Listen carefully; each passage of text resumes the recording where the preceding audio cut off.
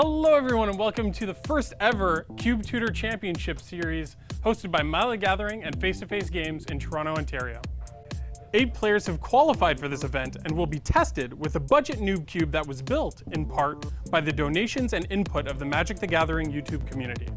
In this double elimination tournament, these card slingers will be playing for a 1-year subscription to Cube Tutor's Championship program and the ability to create their own card for the Noob Cube, which will be featured on CubeTutor.com. They're also competing for the honor of being named the first ever winner of the Cube Tutor Championship Series. I'm your host, Milo, and I'm the proud owner of the Noob Cube, which is the cube that we're using here today. The Noob Cube's sole restriction is to only include cards that are valued under $5, while still creating an exciting limited environment. If you want to draft the cube that the players are using for this event, you can go to CubeTutor.com/NoobCube or click the link in the description of these videos. If you want to see how some of these players qualified, you can check out the playlist here. Now over to former Canadian National Champion Mark Anderson and Cube expert E.B. Shum in the booth as we do a live look-in on the draft.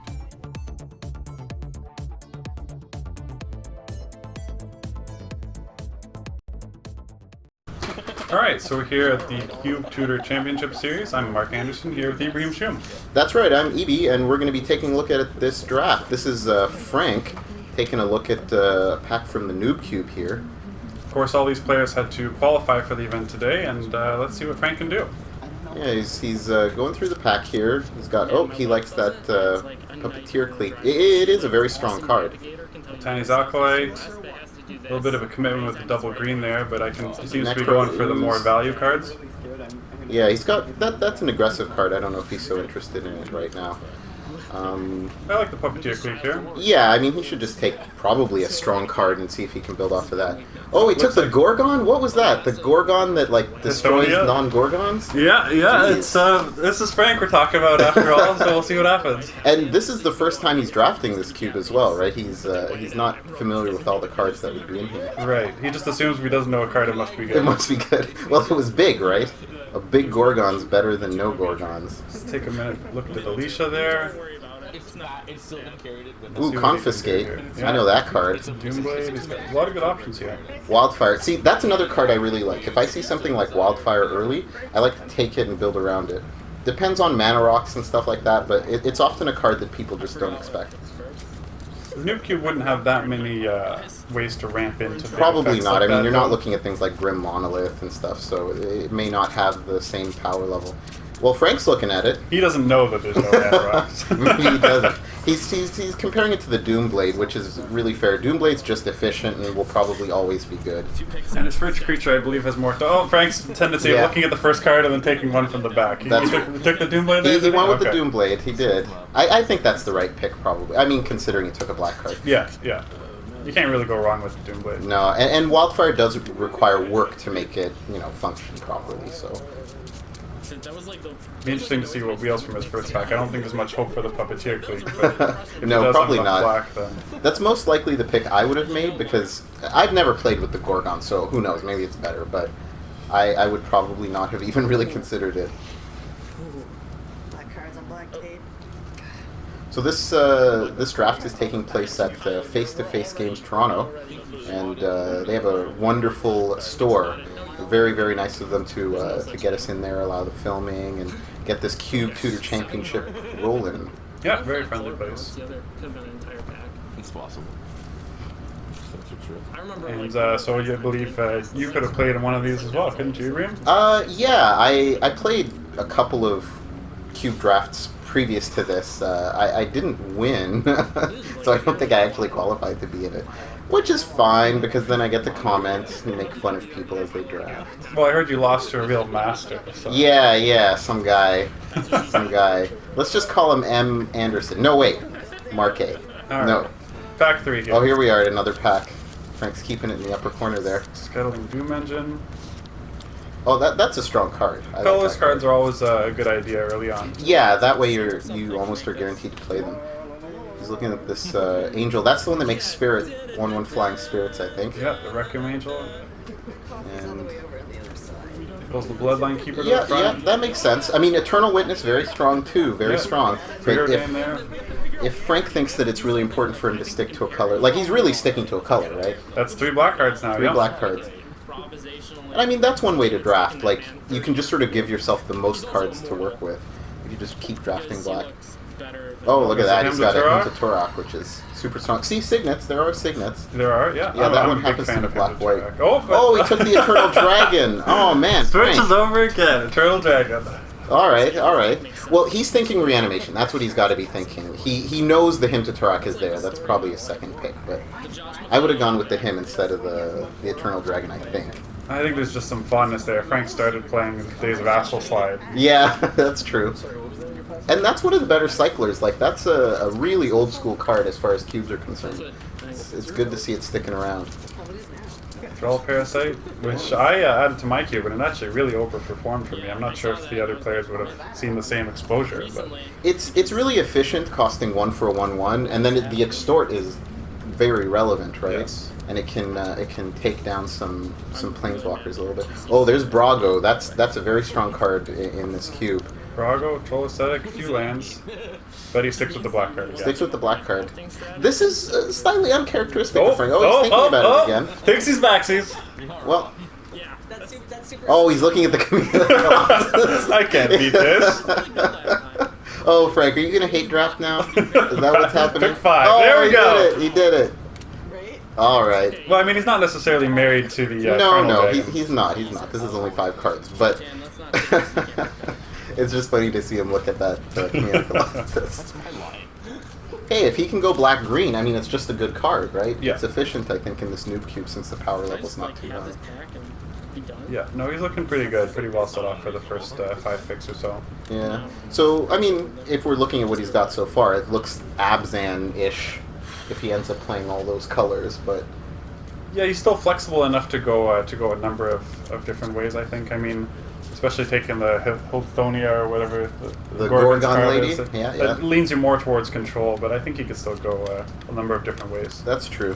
So here he's got... That's Pains here. That's when it untaps. Yeah, that's the Dark Confidant ability. I believe so, yeah. Wall of Omens is pretty strong, too. He's got... oh, and there's Phantom Centaur. Centaur, yeah. There's the other pro-black 4-drop. Not necessarily as excited about it, though. No, yeah, there he is, pulling it out. But that means he's not going to take it, right? If it's at the front of the pack... Then he can't possibly take it, not right? a chance. He's taking Wall of Omens. Let's see it. And... No, he's still deciding.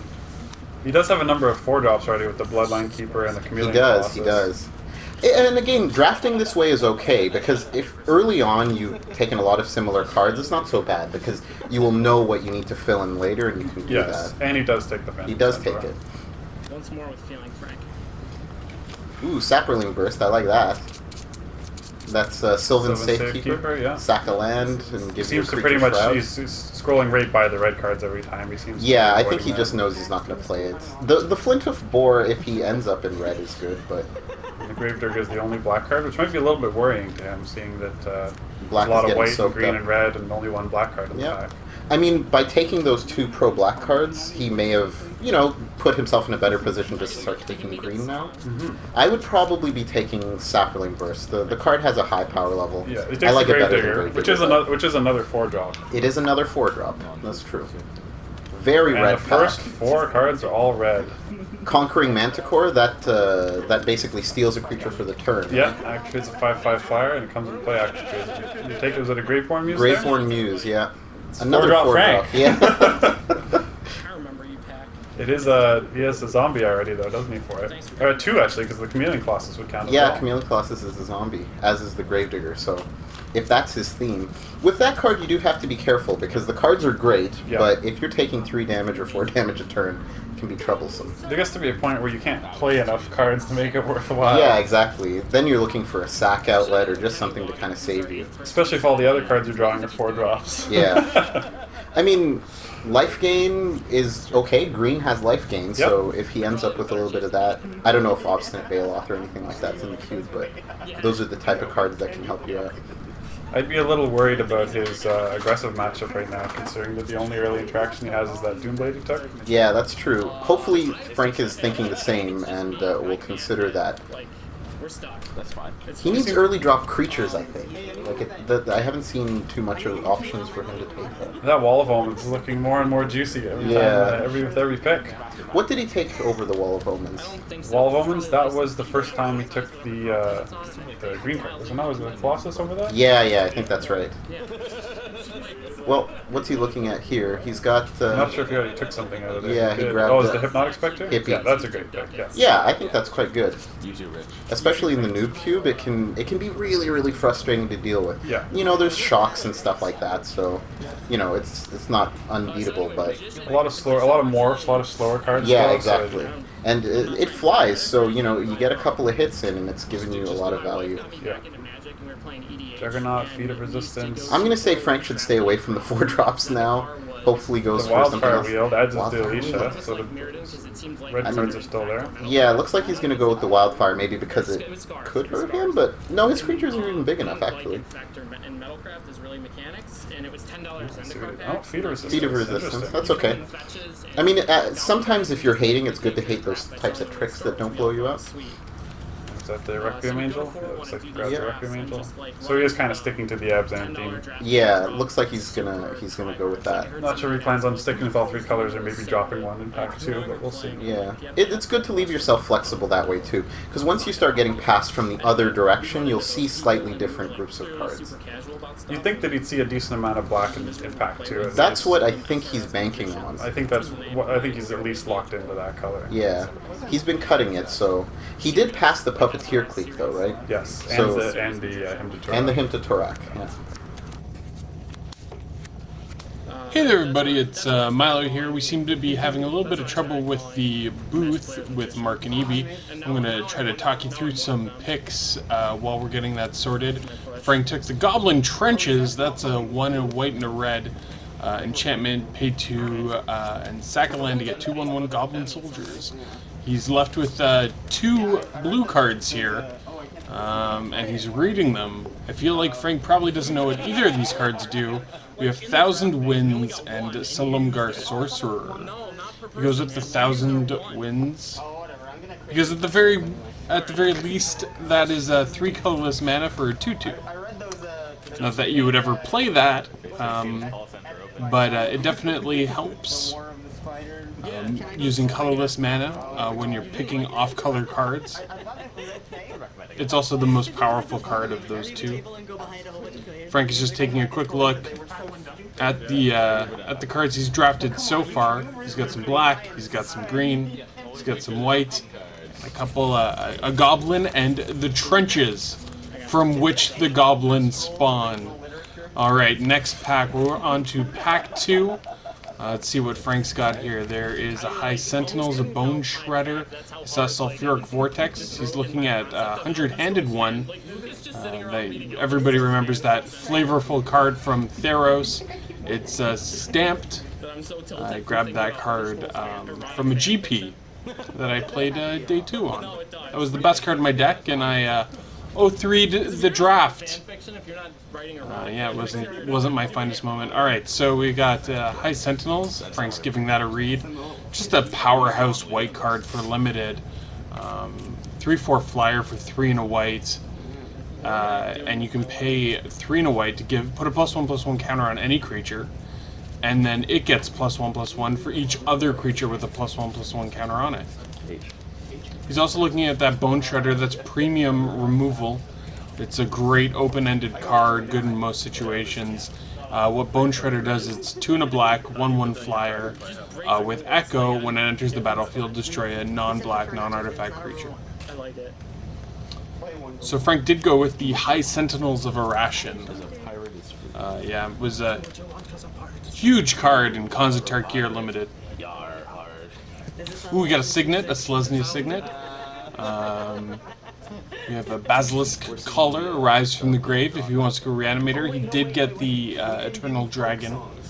And Rise from the Grave brings a creature back from any graveyard.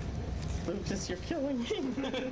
There is a Flicker Wisp. There is a Silent Spectre. That's a morph that when it deals combat damage to a player, they have to discard 2 cards. It was the pre-release card from Onslaught. There's so many sick combos. Frank's reading a Jeskai Barricade. He's not too familiar with the newer cards. It's not that he's considering the Jeskai Barricade. He's just giving it a read, I think. I would think so, but, you know, you never know with Frank. Frank's a bit of a wild card. Or maybe he's just a card. Alright. Ooh, Boros Rekner. Everybody remembers the old lightning cow. Make sure to leave a comment if you remember the lightning cow, and if it's in your cube. So you went with the Flicker Wisp. I think you might be thinking about 1,000 Winds. Alright, Frank's reading Herald of Anafenza. There's a Rift Bolt right there, but I don't think that's going to be on Frank's radar. Rift Bolt's going to make somebody pretty happy. I think that's a decent removal spell in the format. Or maybe a burn spell for somebody's face. We've got a Morphling. That guy used to be amazing. And we have a Twisted Abomination. So it is a 5 and a black, 5/3. Can regenerate for 1 black, and it has Swamp Cycling for 2. But Frank goes with the Herald of Anafenza. From, I believe, Fate Reforged. We are zone drafting.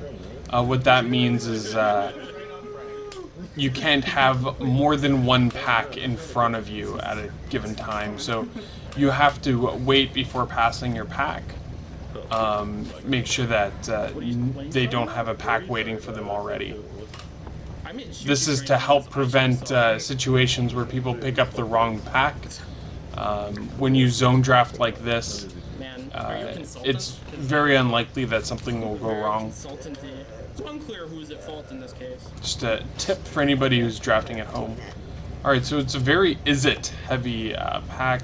Prophetic Flame Speaker, Augur of Bolus, Goblin Glory Chaser or something like that. We've got a Merfolk Looter, Sagu Mauler, another powerhouse from Khans of Tarkir Limited.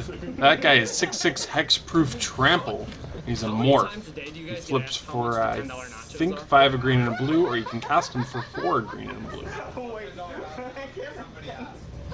It's actually happened? Man, we joked. You know what, he might even flip for 3 green and blue. We're gonna have to check that. Ooh, I wish Mark and Evie were with me. They'd know that for sure.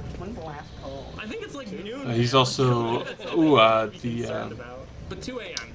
there's a bunch of really good cards here. The Magic Origins card, 2 and 2 blue, 2/2 comes into play with 2/1/1 Thoptas. That guy's pretty good. We also have a Grenzo Dungeon Warden from Conspiracy. He's a 2/2 for a black, a red, and X, and he gets X +1/+1 counters, and then you pay 2 mana and flip the bottom card of your library. If it's a creature with less, equal to or less power than Grenzo, it enters the battlefield. Otherwise, it goes to your graveyard. WorldNet! Here's a card from Conspiracy as well. It's a Conspiracy. What it says is that you can play with this card if you do all of your lands tap for any color. It just starts in the command zone. But there's a catch. There's a bit of a drawback. If you do play with this card, you have to play every single card you drafted. That's 45 cards, as they're drafting 3 packs of 15. You have to play with them all. I think they're secretly made out of dark matter. So it comes at a cost. Some people really like it, say it's busted. Other people say, oh no, I'd never try that. It'll be interesting to see what the players do here today, given that there is no, stakes are high. Everybody's watching them. Frank goes with the Dimir Aqueduct. It's the black-blue bounce land. Alright, so that is a lot like the Bone Shredder. It's 2 and 2 black for a 2/2 flyer. When it comes into play, target creature gets -2, -2. And God's Willing was a powerhouse in Theros Limited, if you remember. 1 white, creature gains protection from the color of your choice, and then scry 1. There's also a Boros Charm, probably the best charm. But the 1 color Frank is not considering right now is red. Or maybe he is. He's got the Goblin Trenches. He's got the Frenzied Goblin. There's the Boros Charm and the Boros Signet in this pack. He's also considering this Llanowar Wastes. I believe that's the black-green Painland. Is everybody here married? The fixing's pretty good in this cube, but if you are drafting kind of all over the place like Frank does, you gotta prioritize that fixing. You don't want to be left hanging without the proper fixing and a bunch of cards in all different colors. I mean, can you blame her? But like, let's be real. There's also a Hordling Outburst in this pack. It's a pretty sweet card, currently in Standard. Friendo.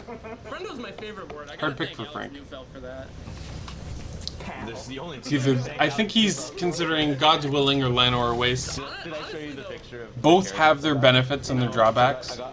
I think God's Willing is probably one of the best tricks in the cube. He goes with the God's Willing. We have a Mystifying Maze that is a rare land, taps for colorless mana. You can pay 4 and tap it to exile target attacking creature an opponent controls and return to the battlefield tapped. Okay, I think we're ready to go back to Mark and Evie in the booth. These are good green cards. Yeah. He's going to go with the Kiga. Which is a very powerful card. Very powerful, only 1 blue in its casting cost, so... Yeah, I can understand that one for sure. How to say your name so I get angry every time. So that's +1/+1 to particular color. Yep. A lot of red and blue still. Those, the Murder of Crows is actually a pretty good card. Oh, Skin Render. Oh, there's Speaking also a of which- Ratify Mystic, which I'm fine with playing in a, Yeah. in a white-black deck. Yeah. I mean, even if it's not fixing exactly the right mana, but... So here's that 100-handed one. Oh my goodness! Sulfuric Wow. Vortex. Wow, wow, wow. Red is open. But I don't think Frank is going to take Sulfuric Vortex. He's going to take something for his deck. No, especially when there's so much in the line. Switching now can really leave you with a bit of a wreck. Yeah, he's just not going to get the number of cards he needs. Looks like So he took the increasing devotion. He's on that slight token plan. Blessing Signet still there. There's that still... This is looking better. The Oh, Silent he Spectre's he still went with there. the Silent Spectre. That's looking much better for him. And the Twisted Abomination. Yeah. Okay, so he's got He's got a little bit Simic better. Signet here. Is he thinking about that? He did the take Kiga? the Kiga. He could. The Twisted A-Bomb is very good. Morphling over there used to be a powerhouse. Now even Noob Cube, I think it's questionable. Too much mana commitment, I maybe. think that's a lot. It is very tough to deal with. And there's always the nostalgia value. Yeah, I mean, for me, that's what would pull me in that direction more than anything. It'd be I don't better think if Frank's damage still considering it, stacked, but yeah, that's the big clincher. That's the card that got hurt the most, probably. So Twisted A-Bomb, Frank, maybe? He's, Now, it is worth noting there aren't dual lands that count as both land in the cube. Right. So he can't swamp cycle into a bayou, for example. right, that's just getting him a swamp. Just basic a swamp, yeah. Story of you're gonna. But making sure you hit those extra land drops, especially when your curve looks a little bit higher like his, Yeah, definitely that's has right. a great value to it. Having a card that works at the 6-drop and the 2-drop has a lot of inherent You're value. probably in. I don't know what you're in because you. He's got the one way to splash that K guarded now. Yeah. You're in mono black. It looks like he's abandoned green. He just really didn't want to go with green. I don't even think he was taking green cards. I mean, it looked like he did. Those but were it just was hates, yeah. They were Yeah. pro-black creatures that he didn't want to face. Interesting strategy. Going for a repeat. Now, the Signet makes sense here to me, I think. The Twisted A-Bomb, sure, but I think the Signet makes a lot of sense. Even if he's not playing any blue or green, just getting from 2 to 4 could be worth a lot. That's for him. right. But he did take the Twisted Abomination. He took it. Now, he's got the blue-green land. The red and blue at the end of the pack again. Yeah, here it is. Memory Lapse, a pretty decent creature. So is that Augur of Bolas, right? I think I'd be most worried about the memory lapse from Frank's position because Yeah. if he gets behind and then has to basically lose a turn for that, That's right, that that's could right. definitely hurt him. But we'll see what Remand he is does. like the Memory Lapse is a reverse remand there. Right. Yeah, he's gonna take the land. I mean, I don't see him taking anything else. Why would he? Try and get that Tagu Maulers. Yeah, why not, right? Like, if he somehow has like a multicolor deck that's playing 3 to 4 colors, I don't know. You never quite know with Frank. You don't. It often Frank, I think, sees things a little bit differently than most people. And that's not to say he's wrong or it's necessarily better. He's just got like interesting lines that often I don't see. Oh wow, still a Treasure Cruise here. Yeah, Treasure Cruise, a strong card. Not as good without fetch lands, but still, it's That's not true. too hard to fill up your graveyard. And that's Anticipate. That's look at 3 and then choose 1 and the rest of the bottom of the library. Yeah, it's the Impulse for 3 and then a Fairy Conclave there as well. So 3 Yeah. blue cards at the end. I mean, blue was open, red was open. You can even, if he's planning on splashing the K guy, splashing the Treasure Cruise as well is not Yeah. a... Now, not here's a lot less troll. Again, he's not thinking that much about green, but it's got to be better than the Tinderwall. Lot Less Troll is also a discard outlet. If you end up with some reanimation effects, Lot Less Troll can get your big bomb into the graveyard so that you're able to reanimate it. He's also got to be aware that someone did take the Spearmonger for that pack, so he might be Yes. hating the Lotless Troll from them. That's right. And Geralt's Mind Crusher. You know, this card's not bad at all. The fact that it has Undying means that, you know, it's coming back as a really big body. Yep. And then milling 5 each time it comes into play, that could be the way to close out a game. If you have any other way to kind of sort of go with it, hitting the first 10 cards, I mean, by itself might not be great, but that can make a big difference towards how many turns are left. That's right. That's right. Especially if some of these games drag on. Like, I do notice that games do tend to go a little bit longer in the Noob Cube. Yeah, I think Noob Cube you can end up with more creature stall because you don't necessarily have quite as many board wipes Right. or, you know, things that can just dominate a static position. So if, you know, you end up getting stuck, the person who mills out first is at a disadvantage. I gotta say, Frank's kind of hurting for 2 drops right now. Yeah, well, there's Animate Dead. It doesn't Animate get Dead. much more efficient than that as far as animation goes. Not really a 2-drop, but it is a great card. It is. Staff of Nin there. Yeah, that's a pinger, and it'll draw you a card during your upkeep. Yep. I'm a big fan of the artifacts here because there's not actually that many ways to deal with them in the Noob Cube. Yeah, that's true. They can stick around a little bit more. I would probably go with the Animate Dead. I like it. I love the efficiency. He also has those 2 land cyclers. And he's got the cyclers. Yeah. So it kind of makes sense for him to go that route. And keep in mind, Animate Dead can reanimate cards from the opponent's graveyard too. Yes, it can. So if you're black and you're killing stuff, you see something nice and tasty, you take it with Animate Dead. A little bit dangerous to do against blue decks sometimes. But Yeah, it can they're going worth to be the- bouncing worth at the that payoff. point. So he's considering it. I just think Staff of Nin is also something that can go under the radar. If he passes it, he has a good chance of tabling it. So it's not necessarily something that needs to be prioritized. Yeah, it really depends what the other players at the table are thinking. So let's see here, Frank. What you gonna do? Animate Dead? I'm going with Animate Dead. It's like across from him there was a Oh. Cogwork Librarian taken. Yeah, that's right. That's sitting on the table. He took the Staff of Nin. He did. He did. Chittering Rats. Puts it on top of library from hand. Demir's That's not taking bad. it. He's got to be. Oh looking yeah, at that's a Underground River there too. That's a fixer as well. that. Yeah. Palace Siege. So what are the modes on that, Mark? The one of them is to drain 2 at the beginning of each upkeep, and I believe the other one is to raise dead each turn. Oh, like to return a creature to your I hand. believe so. Yeah. One of them. I know the most commonly one used is to deal 2 damage or lose 2 life and you gain 2 life. Okay. And that costs 5, yeah? Yeah, it's 5. He takes the He underground. took the Sea. land. Do you think the Or land's the better underground than the river, I should Signet? say. I would probably have taken the Signet, just because again. Because he hasn't taken a Signet yet. He hasn't. No. Duress and burial On rights. Burial Rights, I'm sure he's looking at that. Valorous Stance. What's that do The there? Wandering Champion. Okay. It's a 3/1 that I think if you have a blue or red permanent, if it hits, you can reverse loot, discard, and then draw. Oh, okay, discard first. So it looks like he did go on Burial Rights. So he's got he's got a bit of the He's got a great late game, that's for sure. reanimation there. Yeah.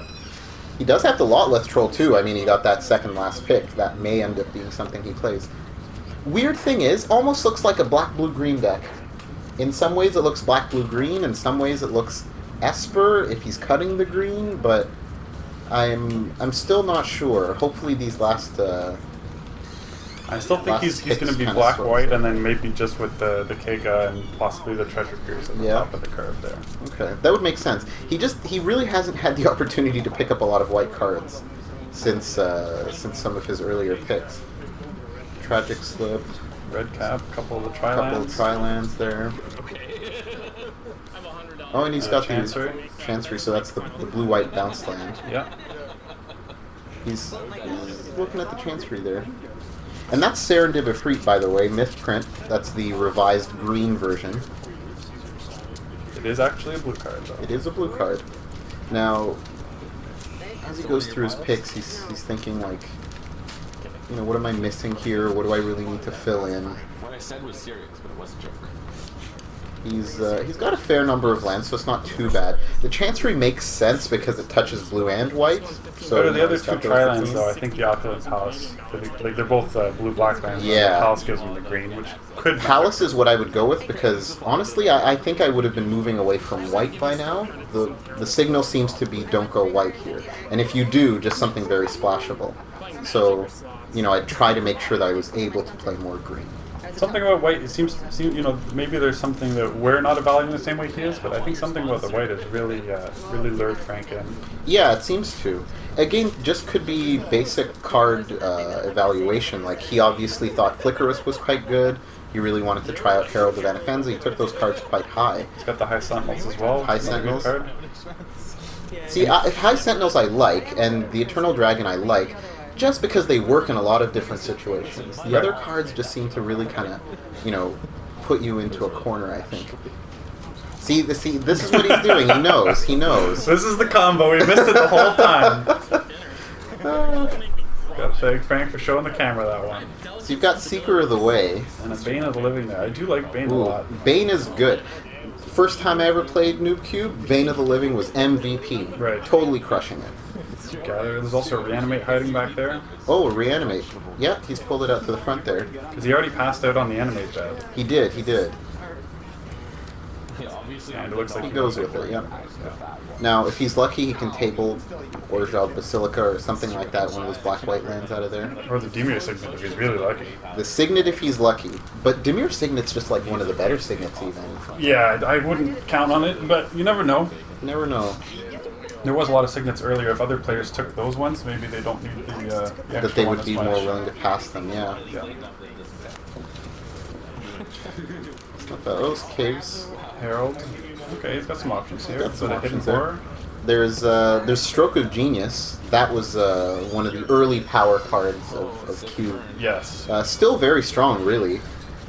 It's been a bit displaced, I think, by Sphinx's Revelation in a lot of people's But not cubes. everyone can play Sphinx's Revelation. That's right. I mean, Sphinx's Revelation does have the white. It's double white, double blue white, right? So Is that a Felwar Stone? that is Felwar Stone and a Golgari Signet. So Frank trying to make giving our job as difficult as possible. helping out the camera a little bit. I would go Golgari Signet before I went Felwar Stone. Yeah, at least you guarantee you get the black. Yeah, you know what you're getting.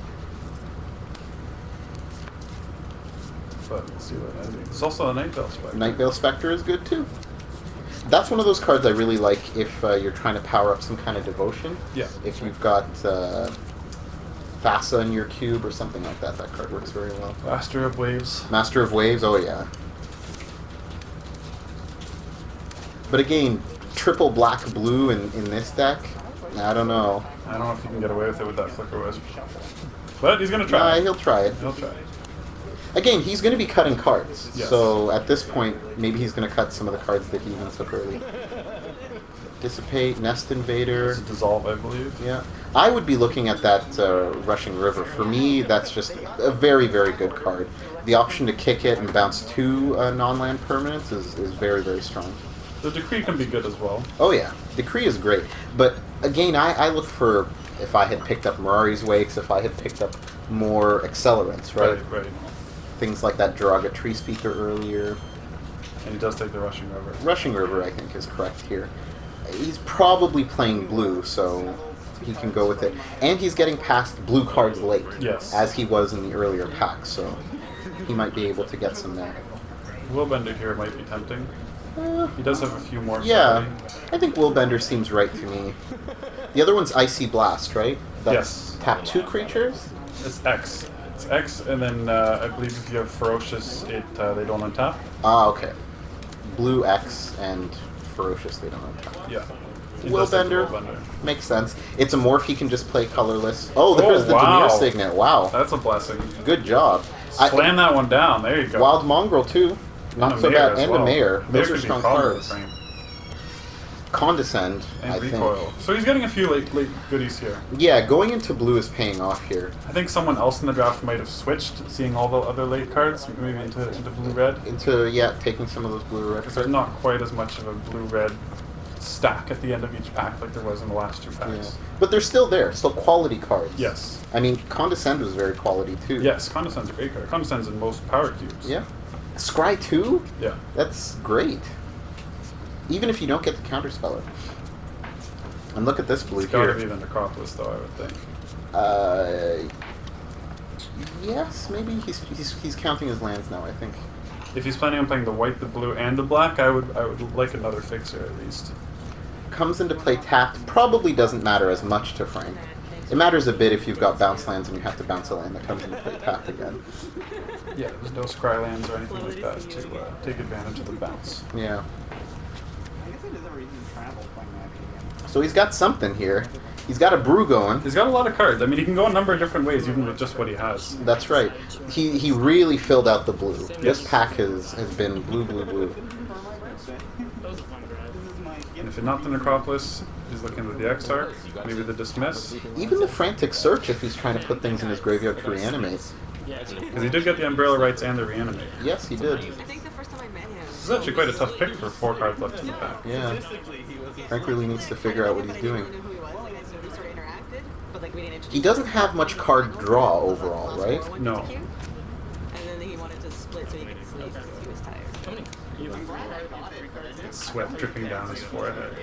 Frank's got decisions to make. Now, Dismiss, right? That's another one. That's a 4-drop, counterspell, draw card. Yes, it is, yeah. How do you feel about that card? I find even the 3-drop counterspells are... I've been less and less happy with them, just because leaving up the mana every turn is really difficult to do. It's too much, yeah? And even, I think Dismiss really suffers as a 4-drop, because you've just got other things. You want to do more business as a 4, as opposed to holding up mana, like you And he say. did take the Frantic Search. He went Frantic Search, so that kind of makes sense. And the Bane Wield as well, wow. Bane. Bane's just a good card. That's the pick. It's got to be, right? Yeah, I'm a Frank huge knows fan of it. Bane. He doesn't need another bounce land. Death and Raiders potentially can help him with his reanimation. Sure, and that was a And the Phantasmal Bear Bear. last pick. Yeah. Okay, so he's definitely solidified in the blue. It looks like Esper, I think. Yeah. The green seems to have fallen by the wayside. Again, I'm not sure how confident I would be with his mono-red matchup, Yeah. but there might not even be a mono-red table. You see how far that Sulfuric Vortex That's played. true, but that had to be a signal to somebody. Like, somebody went, oh my god, Sulfuric Vortex. You know, didn't think this would come back. Do keep in mind that a lot of these players haven't queued before, but we'll see how they do. You know, it's 8 players. We'll see how Frank does. Now we've got a good Best move of as luck, well. Frank. We'll see you soon.